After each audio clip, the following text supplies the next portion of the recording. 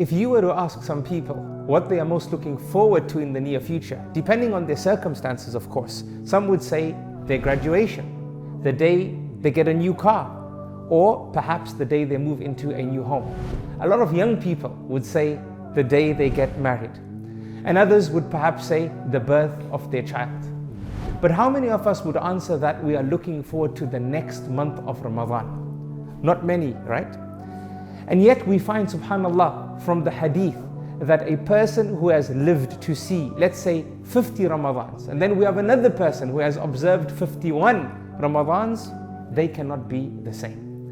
Now what does this mean? Well, imagine one man dies in the year 2000 as a martyr, and the other dies just a regular death, but 1 year later in 2001, with both experiencing their Ramadans diligently throughout their lives.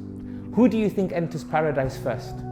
You'd think it was the martyr, right? But the answer is actually the man who died an entire year later. Strange?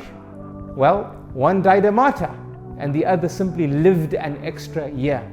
But because of that extra year, that man was able to fast and pray and do good deeds during an entire added Ramadan.